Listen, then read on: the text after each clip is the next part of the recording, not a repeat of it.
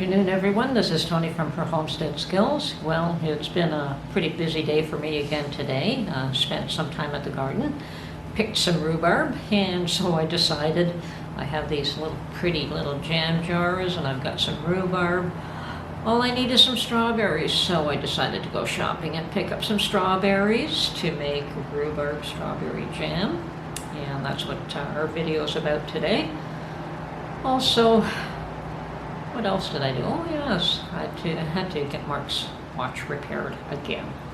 But that was done and he is totally thrilled, so it's all good. Okay, well, I got a couple of jobs ahead of me this morning. I went to the garden and picked a whole bunch of rhubarb, more than I expected. And so when I went to get strawberries, I purchased 2 packages and going to make lots of rhubarb strawberry jam.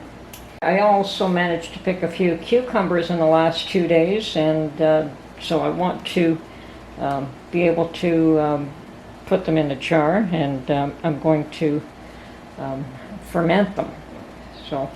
But it's only the beginning. It's only 1 jar, but still, it's a start. So I've got some fresh dill from my garden, and I was gifted or given by somebody else a whole bunch of garlic, so it's all tied up. I'm going to hang this outside now so that it can dry a little bit.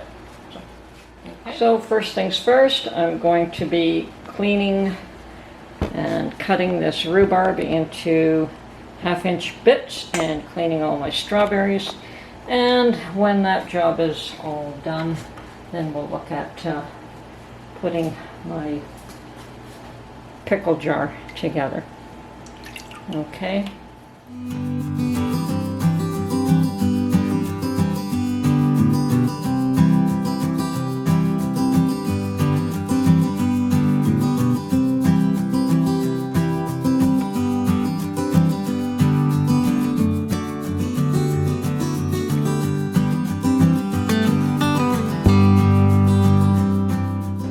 Okay, my recipe calls for 5 cups of rhubarb, so I'm going to measure and see what I have here and perhaps adjust for that.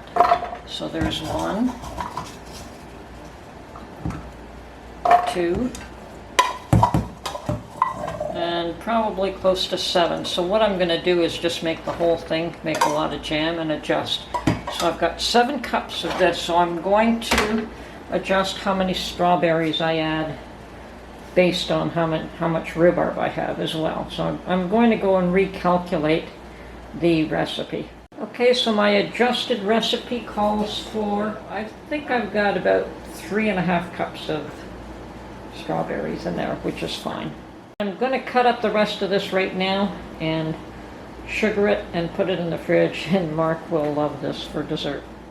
Okay, these are all my extra strawberries, and I'm just going to sprinkle some sugar, stir them, and let them sit in the refrigerator, and they will develop their own juice doing that overnight. And then maybe we'll make some whipped cream and just have strawberries and whipped cream tomorrow. And my adjusted recipe calls for just over 3 cups of sugar. This is a 1/2 cup measurement, so we want 6 and a bit.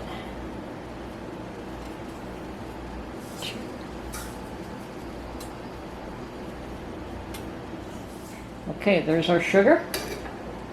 And the last item that we want to put in here is some lemon juice. And I'm going to turn the stove on to medium now, and I'll go get my lemon juice. Okay, and we want 2 tablespoons of lemon juice.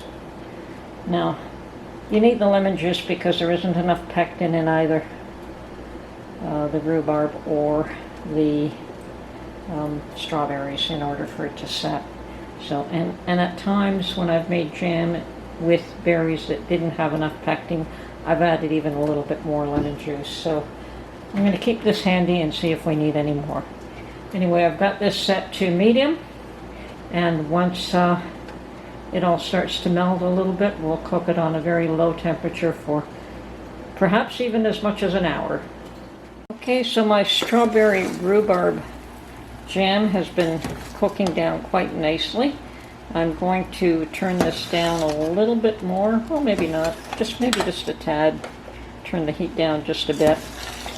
And I've got to likely put a couple of dishes in the freezer with a couple of spoons so that we can do a test to see when this is set. Okay, that's where this is right now. And I'm going to prepare my pretty little jam jars and 2 regular ones. I'm going to give away 2 jam jars to individuals. Okay, so meanwhile I have prepared my first jar of fermented dill pickles from my garden, and this is going to be the first of many, I hope. And yeah, all that's in here is some fresh dill weed, some garlic cloves, pickling spice, and cucumbers from the garden. So that is all there is to it, and I do use a non-reactive plastic lid, and you want to burp this. I mean, you can use specialty equipment for fermenting. I've found I don't need it, but I do put it in a container because you might have seepage when the contents start to ferment, and you have to burp this every day if you use this method. If you use the airlock system, you can just ignore it, I guess. Okay, well, it's time to can up my strawberry rhubarb jam. I will admit that I added an extra cup of sugar in this, and I probably let it cook a bit longer than what the recipe would say because it just didn't seem to want to set. So yeah, I'm happy with it now. And yes, it was really tart. The strawberries were tart, the rhubarb was tart, so I mean, if my strawberries had been a bit sweeter, I probably would not have needed the extra sugar. But, okay, here we go. Canning it up. At this point, now we clean up the edges with vinegar. Definitely would be sticky if we didn't.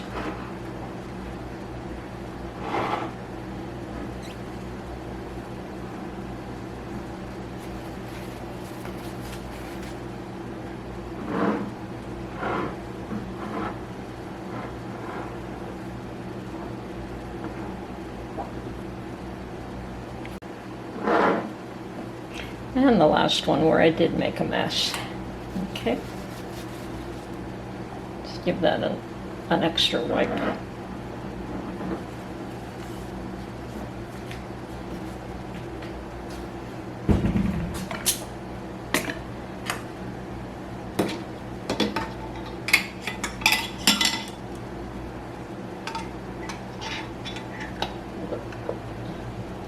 Okay. As usual, lids and rings.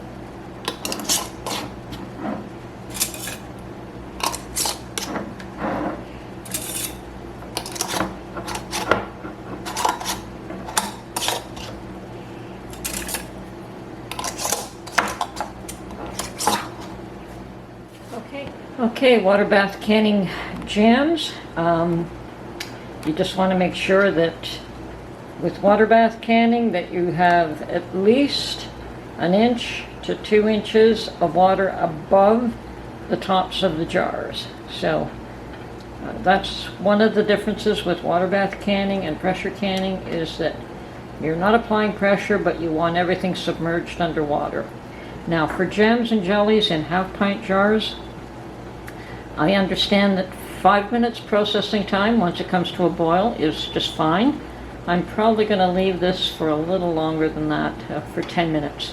But I understand that under 1,000 feet above sea level, 5 minutes should be adequate.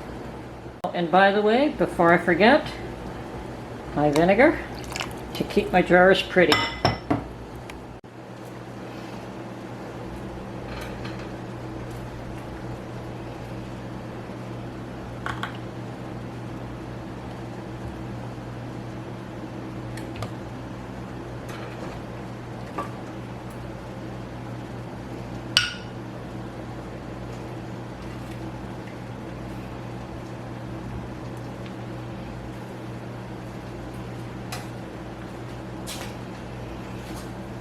Okay, another jam all set and made. Just have to wait till this cools, then I will label it, date it, and put a few of them in my pantry, and a few of them I will dress up as gifts. Well, that's my strawberry rhubarb jam for this year. Well, at least for the time being. I may make another batch. And yes, strawberries are one of the most notorious fruits for me to make a jam and have it set. I mean, even the last time I picked some beautiful strawberries from the You Pick It farm, I didn't manage to get the jam to set very well. It was a little bit on the runny. Extremely tasty, extremely sweet, lovely, yummy, but it was a little on the runny side. So I took a little more care this time, and hopefully when it cools, it looks like it has set, but when it cools, we'll see how well it is done. Anyway, I hope you enjoyed this video, and we'll catch you on the next one.